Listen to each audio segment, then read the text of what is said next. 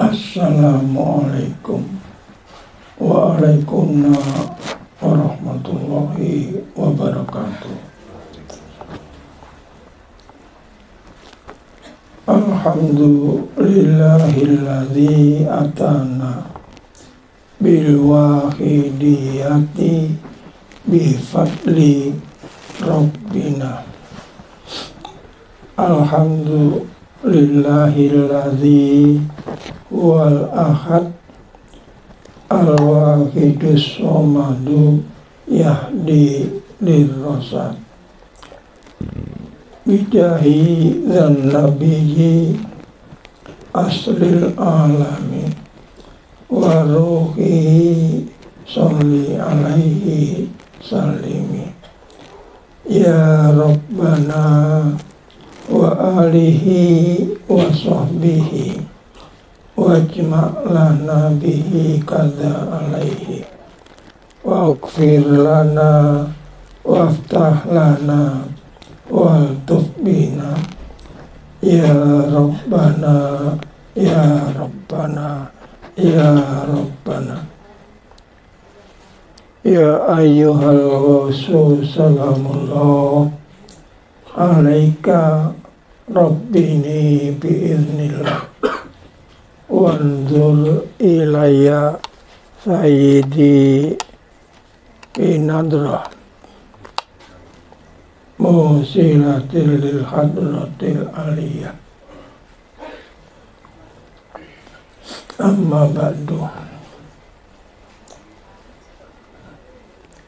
Para hadirin sekalian yang kami muliakan, dengan izin Allah SWT kita bisa hadir di tempat yang mulia ini guna belajar bagaimana sebenarnya kita mengamalkan sholawat wahidiyah. Satu contoh adalah melewati keterangan-keterangan yang diberikan oleh kitab hikam ini. Nah, mudah-mudahan kita nanti dengan mengikuti pengajian-pengajian kitab al-hikam ini akan semakin luas pengetahuan kita kepada bagaimana sebenarnya kita melaksanakan dan menjalankan sholawat wahidiyah. Tentunya itu semuanya dengan izin Allah Subhanahu wa ta'ala. Oleh karena itu mari kita sampaikan rasa terima kasih kita yang sebesar-besarnya dengan kata-kata kami alhamdulillahi rabbil alamin. Kemudian tidak lupa pula, jangan sampai kita melupakan, kita berterima kasih sebesar-besarnya kepada Rasulullah Shallallahu Alaihi Wasallam, sebab lewat perantaraan beliau kita bisa memahami apa yang akan dikehendaki atau yang menjadi program daripada Allah Subhanahu wa ta'ala. Oleh karena itu mari selalu kita sampaikan sholawat dan salam yang sebesar-besarnya sebagai rasa terima kasih atas jasa beliau yang tidak terhingga ini dengan mengucapkan as-salatu wassalamu alaika wa ala alika ya sayyidi ya Rasulullah alimna wa rabbina. Kemudian yang ketiga kalinya mari kita sampaikan salam ta'zim ikraman wa mahabbatan kepada para kekasih Allah dari awal, mulai awalnya sampai kepada nanti pada yaumul qiyamah.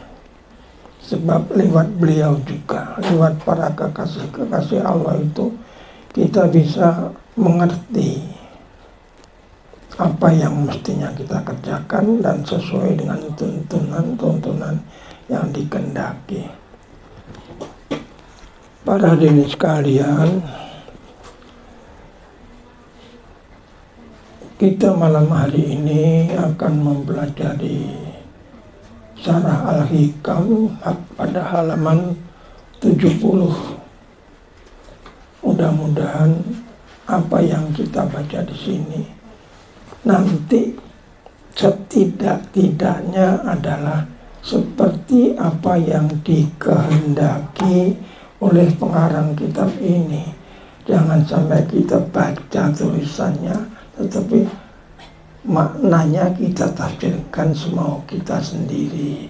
Tentu itu akan jauh berbeda hasilnya.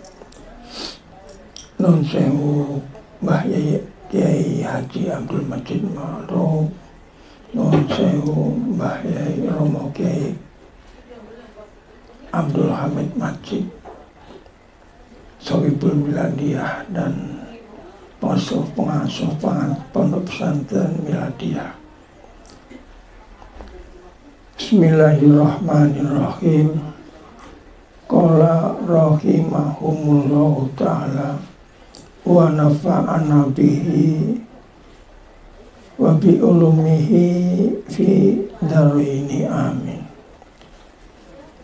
Ja'alaka ayyuhal insanu fi zaidatun al-alamil mutawassiti baina mulkihi wa malakutihi. Ja'alaka, Allah menciptakan kamu, ayyuhal insan, fi, ini fi di sini zaidatun. Masalahnya kalau tidak zaidah nanti kita kerepotan memberikan artinya, itu sulit itu nanti. Ja'alaka fi al-alami al-mutawassiti baina mulkihi wa malakutihi. Kalau fi-nya itu bukan zaidah, itu nanti ta'alluqnya kita akan repot menyelesaikannya. Itu Allah menciptakan kamu, wahai manusia, fil alami al-mutawassiti, di dalam alam yang tengah-tengah, baina mulkihi wa malakutihi, yaitu antara alam mulki, Allah menjadikan kamu itu di dalam alam yang namanya alam mutawassit. Nah, ini di sini zaidatun itu berfungsi, atau artinya zaidah itu menunjukkan Allah menjadikan kamu fil alami. Kalau fi-nya maknanya itu bukan zaidah, itu ta'alluqnya itu baina mulkihi wa malakutihi. Allah menjadikan kamu di antara mulki, alam mulki, ya alam kita ini, wa malakutihi, dan alam gaib. Itu bagaimana kalau fi-nya tidak zaidah? Jadinya seolah-olah tidak ada fi-nya. Kalau ada fi-nya berfungsi sebagaimana mestinya, kamu itu diciptakan oleh Allah baina malakutihi, mulkihi wa malakutihi. Kamu diciptakan antara alam mulki dan alam malakut. Ya, kalau artinya itu fi-nya itu jadi tidak mulgho atau bukan zaidah, ya di situ artinya di alam mulki menetap, nempel gitu kira-kira, wa malakutihi, dan alam malakut.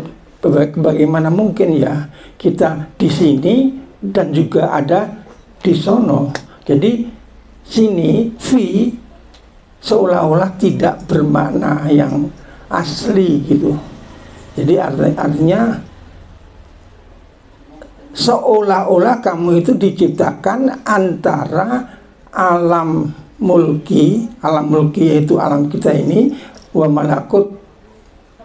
malakuti, dan alam malakutnya. Jadi kita sebenarnya adalah di antara mulki dan malakut. Kalau fi-nya itu bukan zaidah, di sini nih, hanya di sini. Lalu kalau terus di sini juga ada. Jadi kita kesulitan memberikan arti itu. Makanya dinamakan fi-nya zaidah atau tambahan dengan makna kira-kira itu fi tidak diartikan sebagaimana fi pada asalnya sebagai huruf jar. Huruf jar, contohnya satu contoh dalam kalimat sirtu minal misro ila iroki. Sirtu, saya berjalan, minal irok. Min itu dari, ila ke. Nah, kalau itu memang maknanya dari sini ke sini. Tapi kalau fi, ya di sini ini aja gitu. Jadi tidak bisa bergerak itu nanti. Makanya kamu itu diciptakan oleh Allah di antara alam mulkinya, alam nyata ini, alam tempat tinggal kita ini, wa malakuti, dan antara alam ghaib. Maknanya bagaimana? Artinya kita itu diciptakan suatu ketika melihat keadaan kondisi jasmani kita. Ya, manusia itu hidup di mulki. Artinya segala macam kebutuhannya itu adalah dicukupi dalam kehidupannya di bumi gitu. Lah, di sini diartikan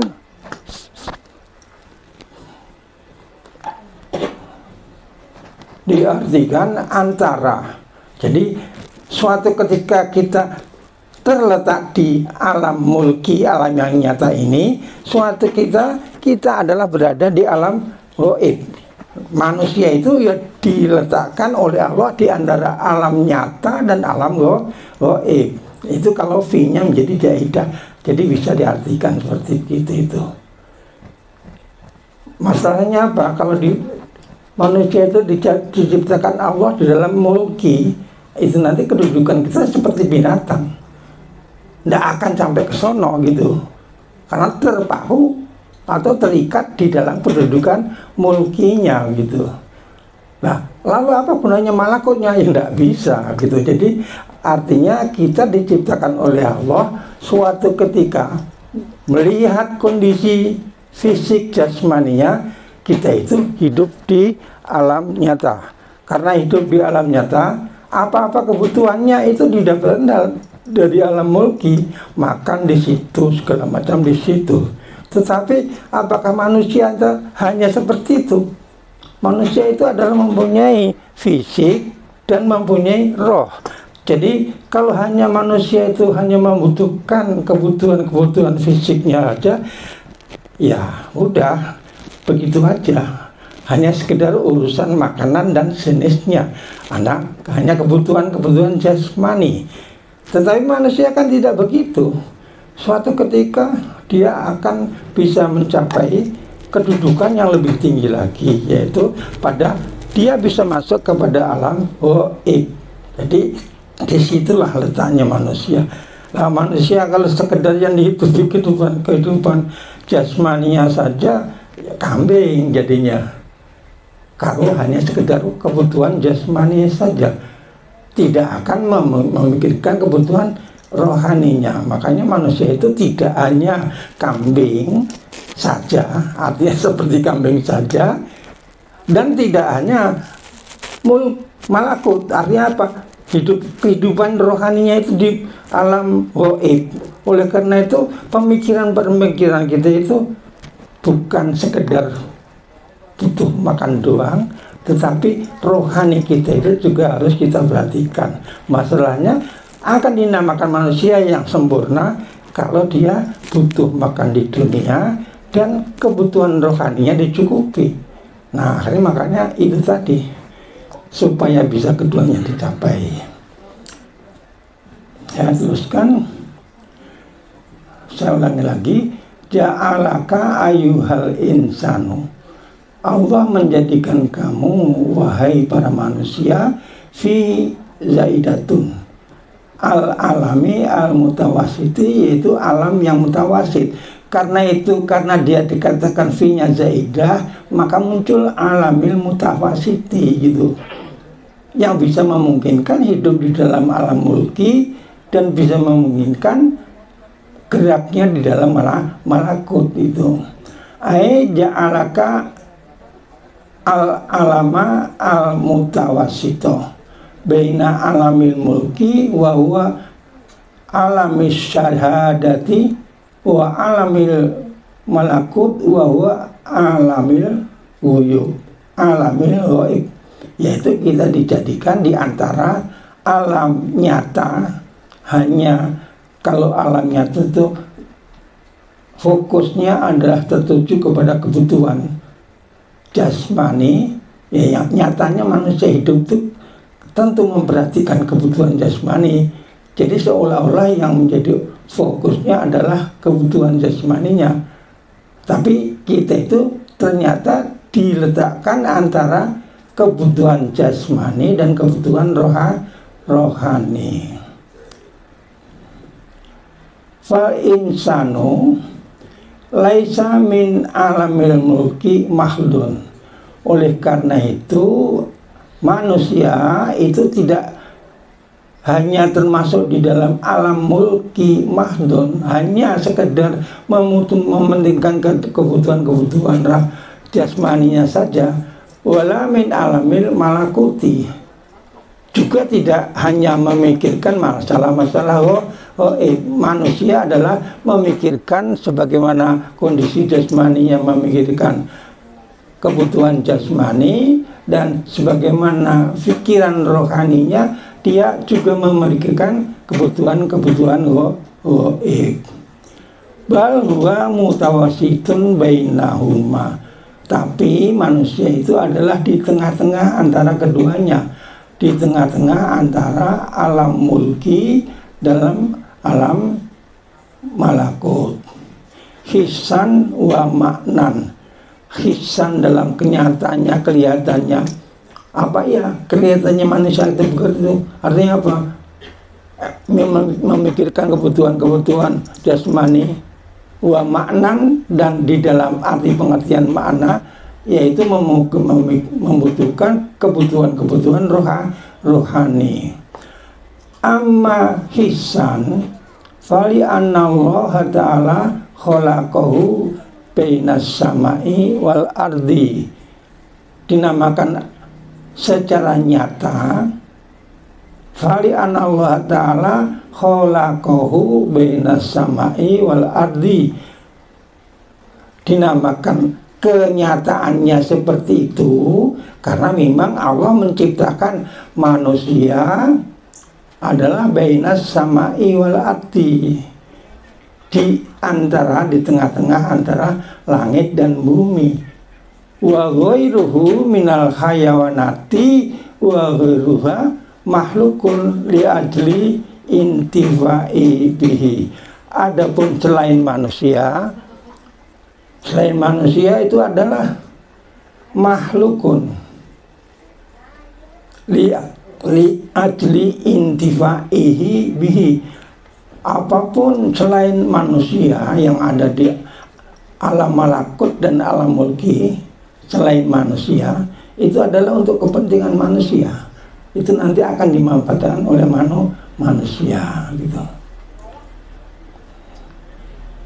Wa amma maknan fali anna wa ta'ala khalaqahu fi ahsani taqwim, dinamakan menurut tinjauan makna tadi, menurut tinjauan jasmani, tinjauan kenyataannya manusia memang begitu, itu terletak di antara langit dan bumi. Nah, kalau itu yang dipikirkan ya hanya sekedar keberadaannya antara langit dan bumi. Biasanya itu pengertiannya itu lalu mengarah kepada kebutuhan jasmaninya saja. Tetapi manusia dinamakan manusia kalau hanya sekedar memikirkan kebutuhan jasmani aja ya kambing gitu, nggak ada bedanya dengan kambing. Atau segala macam yang sama dengan jenis-jenis jasmani, butuh duit, butuh syahwat, butuh segala macam, itu adalah kepentingan jasmani. Nah, kalau manusia hanya memikirkan itu aja, ya enggak komplit namanya sebagai manusia. Kalau dinamakan manusia yang utuh, itu jasmaninya diurusi dan rohaninya juga diurusi, baru namanya ini dia manusia. Ini manusia baru. Satu kalimat, ini manusia baru. Terus satu kalimat lain, ini baru manusia. Ini manusia baru lahir. Kalau ini baru manusia, ya benar-benar manusia. Contoh ini besi. Kalau saya katakan ini baru besi, kalau baru besi, ini yang kayak gini ini benar-benar besi. Tapi kalau ini besi baru itu nanti bisa melewat segala macam. Tapi Allah, ini baru besi lah, itu benar-benar besi. Ini baru manusia. Nah, itulah namanya manusia gitu. Kalau ini manusia baru, ini manusia baru ya baru lahir. Jadi tidak ada makna yang luar biasa, itu tidak ada. Nah, itu kira-kira perbedaannya.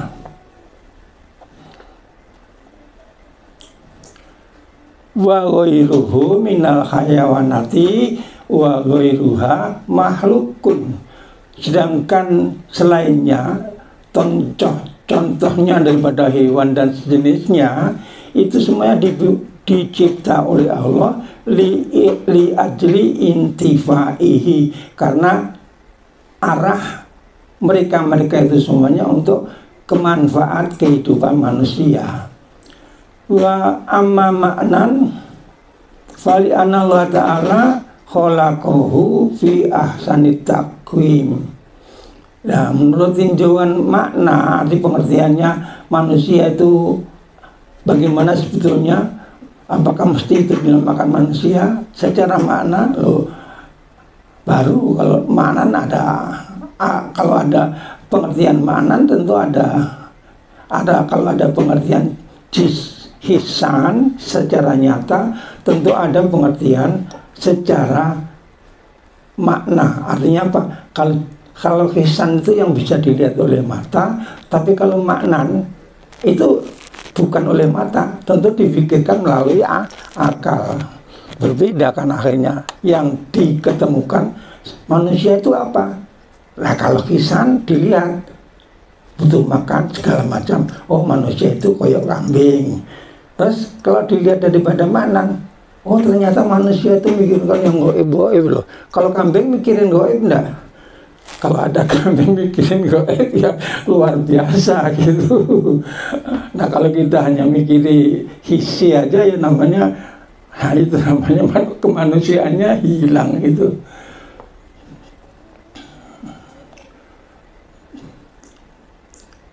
Wa ja'alahu mutadamminan li asrori jami'il mawjudat. Makna kedua daripada tinjauan maknawi, manusia itu dikasih kesempatan untuk bisa mencapai li asrori jami'il mawjudat, pada rahasia-rahasia barang yang ada. Semuanya barang-barang yang ada bukan dilihat karena jisim atau hisinya, tetapi dilihat dari hisi dan dilihat dari makna. Makna yang kedua daripada maknan, yaitu manusia itu diciptakan oleh Allah untuk bisa memahami segala macam maujudat, uluwiyaha wa sufuliyaha, latifaha wa kasifaha, baik itu yang makna-makna tinggi atau makna-makna yang hancur-hancuran, makna yang jelek gitu. Jadi jami'il asrar jami'il maujudat itu kadang-kadang yang berarti ketinggian, makna-makna yang sulit dibahas itu. Wa sufuliha, ataupun mana-mana yang rendah. Latifiha wa kasifiha, entah itu yang halus membutuhkan suatu penjelasan yang berbelit-belit, wa kasifah, ada yang tebal. Fasoro bidzalika ruhanian jismanian. Oleh karena itu, karena dia diciptakan Allah dalam arti hisi, yaitu yang terlihat, dan diciptakan dalam arti maknan, yaitu yang bisa difahami dengan suatu pemikiran, maka dinamakan manusia itu apa? Fasoro bidzalika ruhanian jismanian. Karena kondisinya yang seperti itu, manusia itu dikatakan termasuk makhluk jismani, jasmani, dan makhluk langit. Ardian,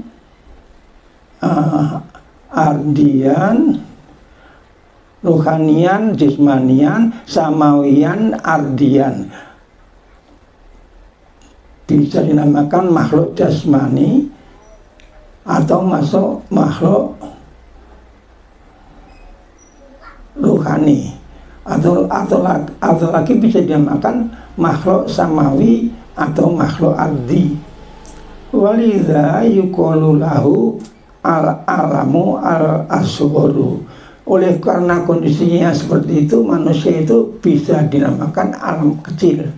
Nah, kalau alam kecil, alam besar, ya alam yang gaib itu.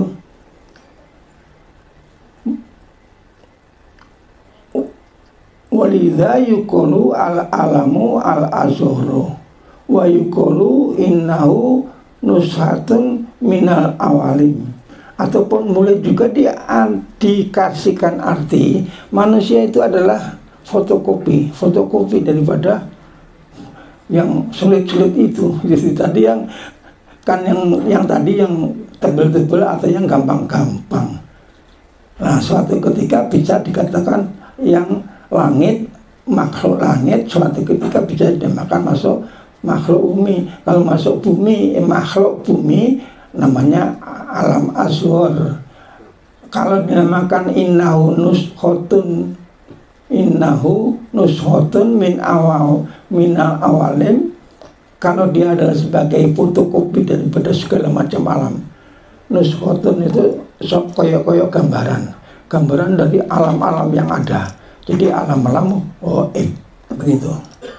Nah itu mohon difahami, jangan sampai kita itu sebagai manusia terus karena sesuatu hal pikiran kita itu terpengaruh oleh satu arah, ya karena kita nggak tahu, jadi akhirnya yang kita pikir adalah kebutuhan jasmani saja. Alangkah rendahnya kalau hanya seperti itu.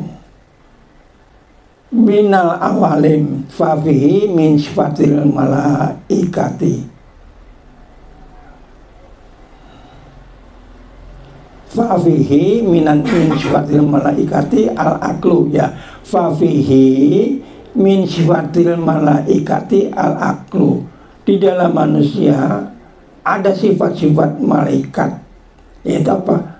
Punya akal, wa ma'rifatu, dan bisa mengenal, wal ibadatu, dan ibadah.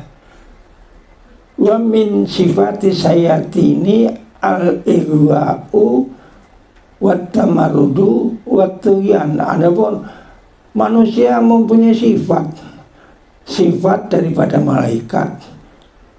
Terus juga ada mempunyai sifat setan. Al-ighwa'u wat tamarudu wat tuyan. Ighwa, penyeleweng, yang suka menyeleweng. Tamadud melawan. Watugian, ya sejenis perlawanan itu. Wa min sifatil hayawanati anahu min khalatil ghadabi, juga mempunyai sifat-sifat hewan. Min fi halatil ghadabi, kalau manusia lagi kemasukan sifat hewan, ya lain lagi. Fi halatil ghadabi yakunu asadan, kalau dia lagi kemasukan sifat hewan, umumnya binatang buas itu. Jadi manusia suka menerkam makan yang lain. Nah itu sifat apa yang ada itu adalah sifat dari harimau gitu. Wa fi khalati ghulabati syahwati, pada waktu manusia itu cenderung di dalam dirinya yang ada adalah ghulabati syahwati yakunu khinziron. Nah, kalau manusia suatu ketika kemasukan sifatnya sifat-sifat keinginan nafsunya yang muncul gitu. Pada diri manusia muncul sifat keinginan nafsu. Ya, yang dipikirin ya jenis itu aja. Kalau yang dipikirin itu jenis itu siapa?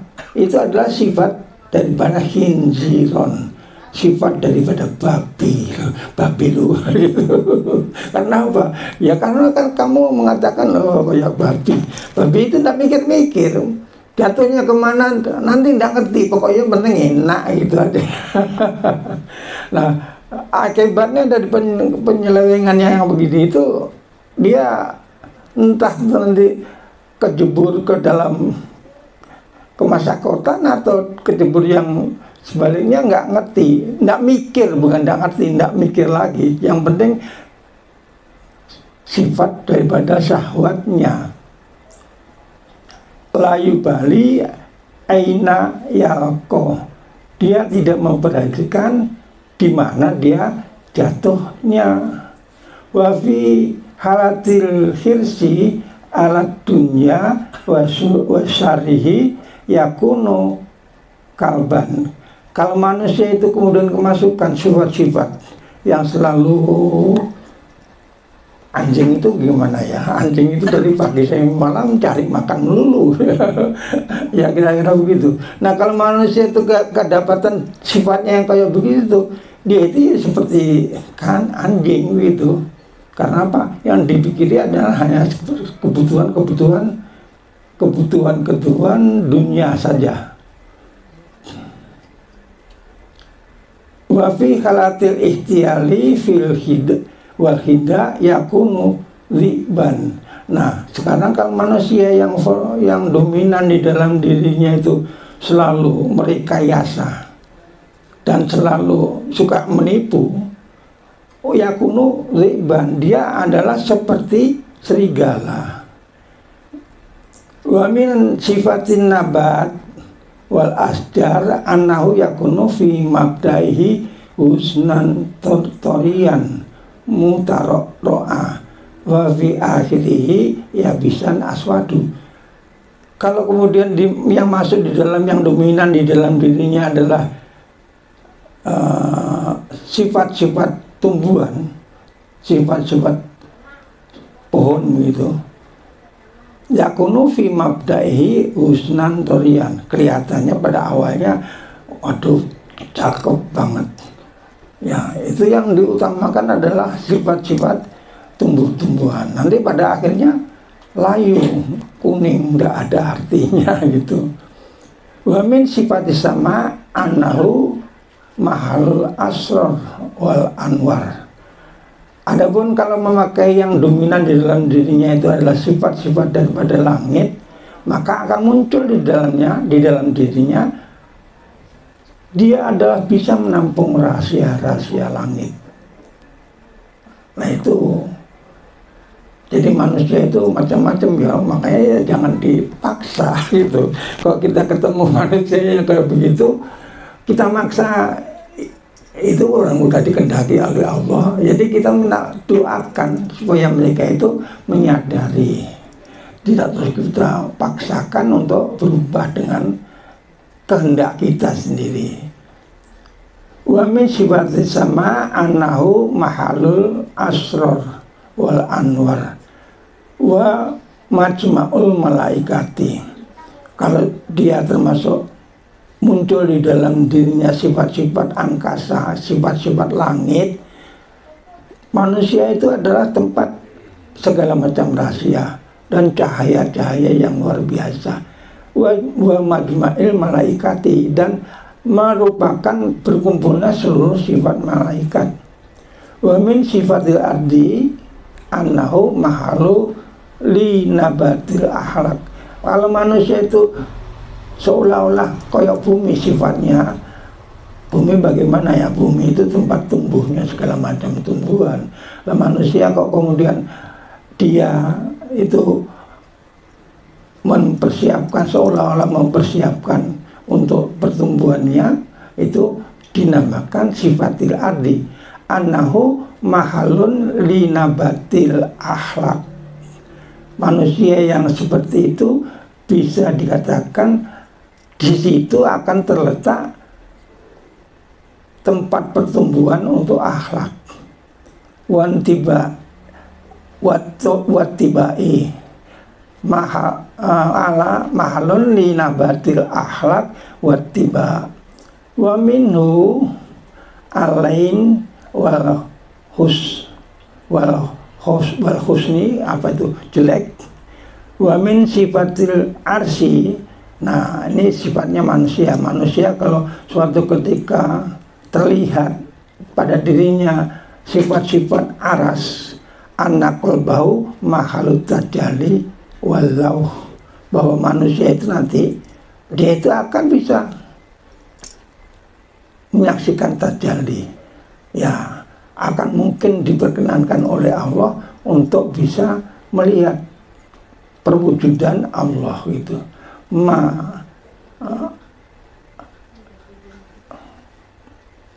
Mahalut tajalli walauhi, ya tempat munculnya tajalli Allah itu dia akan bisa mencapai itu.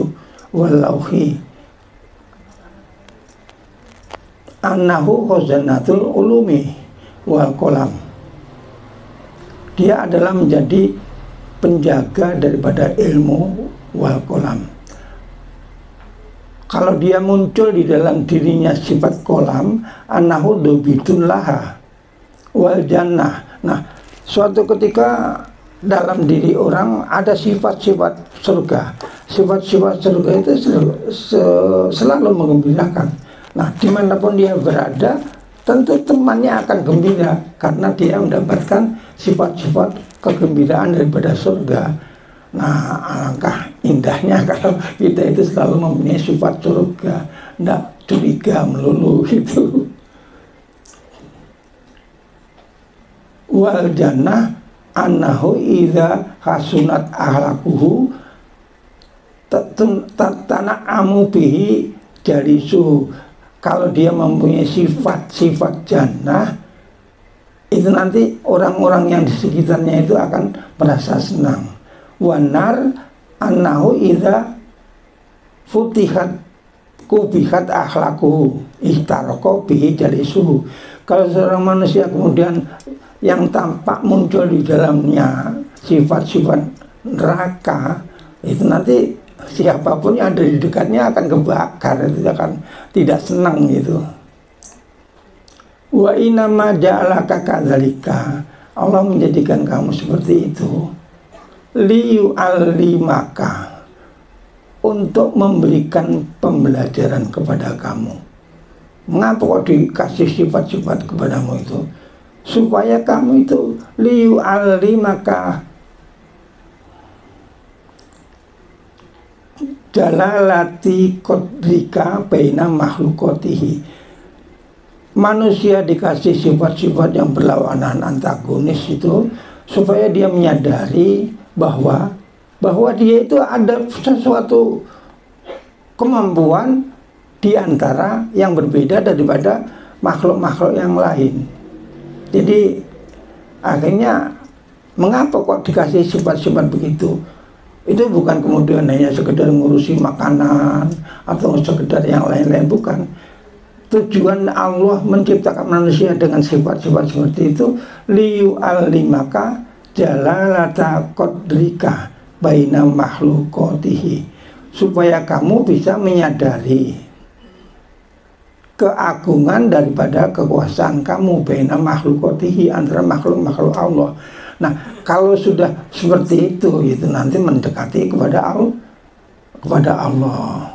Wa annaha kullaha musahharatun ilaika, bahwa seluruhnya makhlukat itu kullaha musahharatun ilaika, itu diciptakan, diserahkan untuk kamu. wa makhlukatun li ajli intifa'ika biha, dan dia adalah makhluk, bukan seperti manusia lagi, karena manusia menguasai makhluk tadi. Wa makhlukatun, lah kalau makhluk itu dipergunakan untuk kepentingan manusia. Wa makhlukatun li ajli intifa'ika biha, karena selain manusia itu ada diciptakan dengan tujuan untuk manfaat manusia. Fayam bagilaka antar fa'ahimmataka. Makanya setelah manusia itu mengerti tentang bagaimanakah sebetulnya, setelah kita mengetahui kehebatan kemampuan kita, itu kita lalu berpikir fayam bagilaka antar fa'ahimmataka, maka sebaiknya kamu menggantungkan cita-cita kamu setinggi-tingginya, wa tastagila bimaulaka.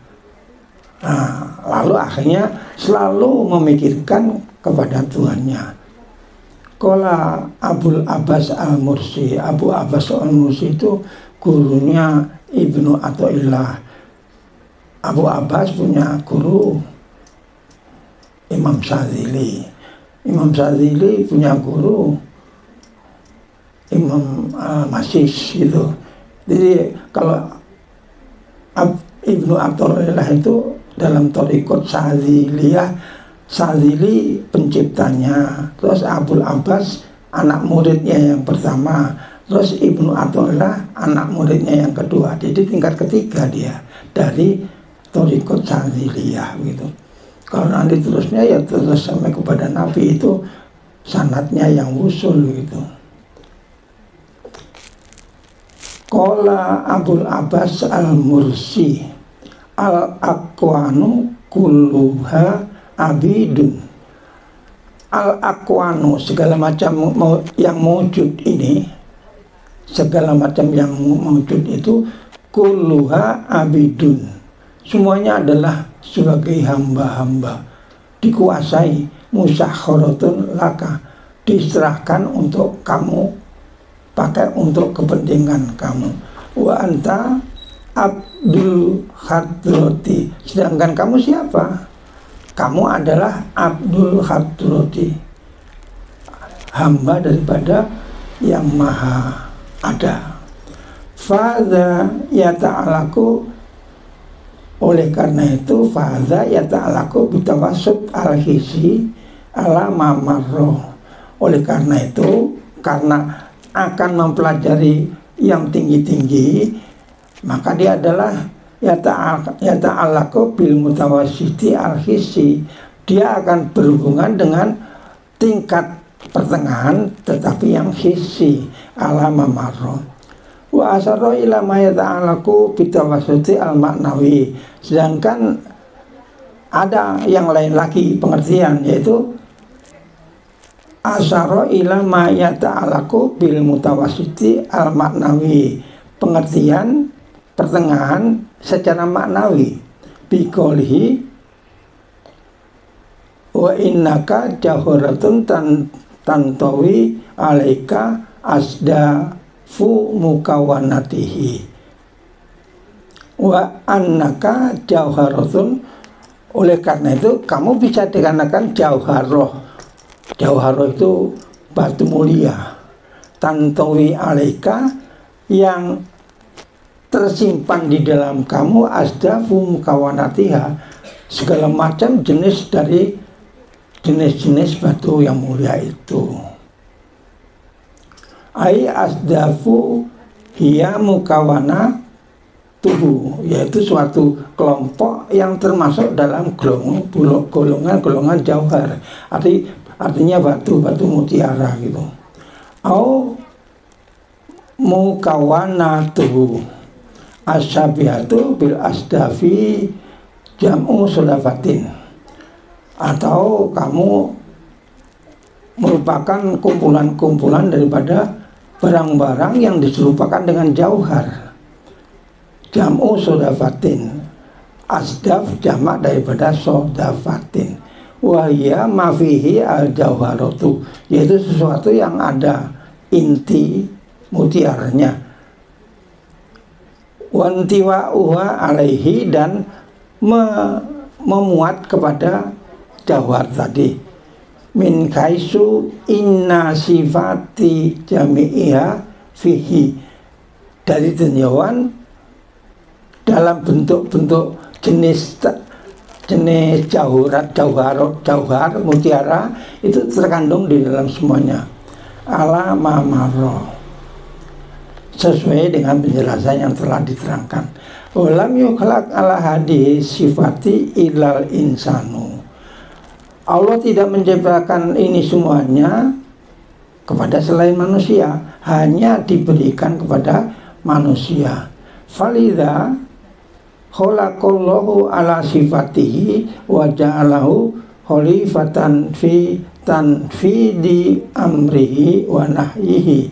Oleh karena itu, falidha khalaqallahu ala sifatihi, oleh karena itu Allah menciptakan manusia itu sesuai dengan sifatnya. Wa ja'alahu khalifatan fi tanfidi amrihi, manusia dijadikan dengan bentuk seperti itu dengan tujuan apa? Untuk bisa melaksanakan perkara-perkaranya Allah. Kalau tidak ada yang disifati atau dijadikan kayak gitu, ya rencana Allah yang tidak berjalan. Jadi tidak ada yang dijadikan hanya untuk kepentingan manusia, ada yang dijadikan semuanya itu dikuasai manusia, tetapi manusia dikasih suatu kondisi yang sifatnya itu kayak jawhar, kayak mutiara. Mengapa kalau dijadikan begitu? Karena dikehendaki oleh Allah manusia dengan sifatnya seperti itu nanti mudah-mudahan bisa melanjutkan atau bisa menerima tugas-tugas dari Allah dan larangannya. Wa ja'ala lahu wajhataini, manusia itu dibagi, diciptakan dari dua tinjauan. Jadi tinjauan sono dan tinjauan sini gitu. Wa ja'ala lahu wijhataini, dua pandangan. Wijhatun ilal haq, satu pandangan, artinya manusia itu bisa dimengerti, dia mempunyai sifat-sifat. Satu wajah adalah menuju kepada Allah, itu maknanya wajah. Jadi pemikiran-pemikiran yang ada pada manusia adalah dia selalu memikirkan kepada Allah. Wa wijhatun ilal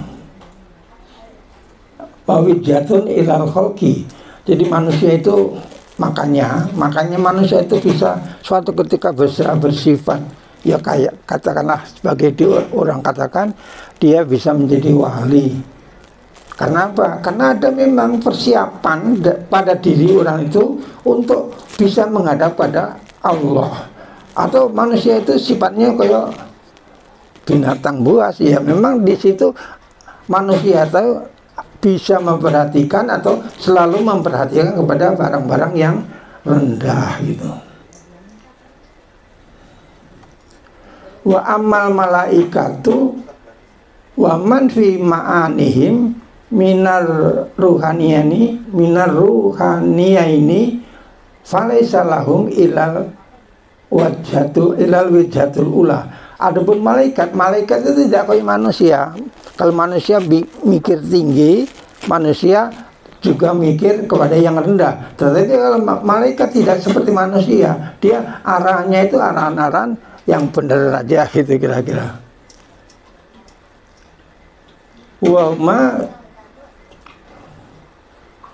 Wahada fi jumlati kuli insanin. Seperti ini tadi, artinya dia bisa bersifat tinggi ataupun bisa bersifat kepada yang rendah. Itu semua manusia begitu, tidak dibeda-bedakan. Semua manusia bisa begitu. Tapi mengapa terus kemudian cenderungnya yang enggak? Itu karena keinginannya manusia gitu.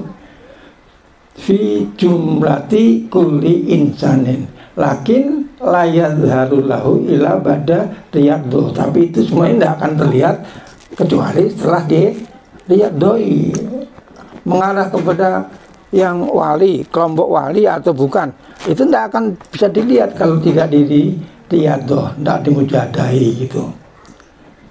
Ila ba'da riyadati wal mujahadati wa yusamma hinaidin al insanu kamilu.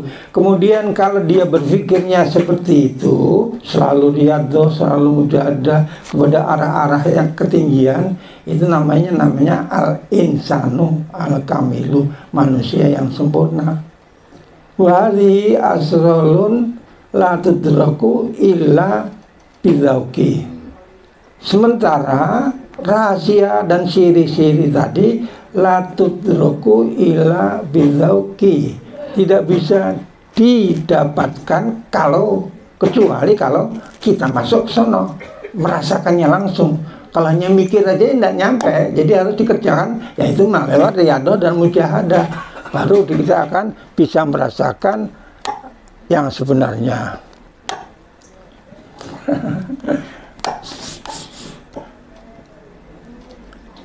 Wala tufsha ligori arbabiha, dan itu tidak diberikan kepada pemilik-pemiliknya. Yang akan diberi aja, yang dipilih oleh Allah akan dikasihkan sifat-sifat itu. Summa asyara ila khosatin ukhra. Kemudian sampai sini dulu. Ini tadi manusia dilihat dari tinjauan hissi dan tinjauan maknawi. Ada lagi tinjauan yang kedua adalah akan diterangkan pada bab yang akan datang. Sementara kita sampai di sini saja. Yang penting kita memahami bahwa manusia itu mengapa kok kemudian bisa luar biasa atau bisa di luar dugaan manusia. Itu karena manusia itu telah disiapkan oleh Allah untuk diberi sifat-sifat yang seperti itu, supaya setelah mengetahui itu dia akan tahu kekuatannya atau keistimewaannya itu di antara makhluk-makhluk yang ada. Mudah-mudahan apa yang saya terangkan secara ringkas ya seperti ini. Nanti ada penjelasan lagi, penjelasan yang tidak seperti ini. Ini pada halaman yang akan datang. Ya, saya rasa cukup sekian dulu. Billahi taufiq wal hidayah wa minar rasul asyafa wa tarbiyah wa min husiyadha zaman an-nadrah wal barakah. Ya, assalamualaikum warahmatullahi wabarakatuh.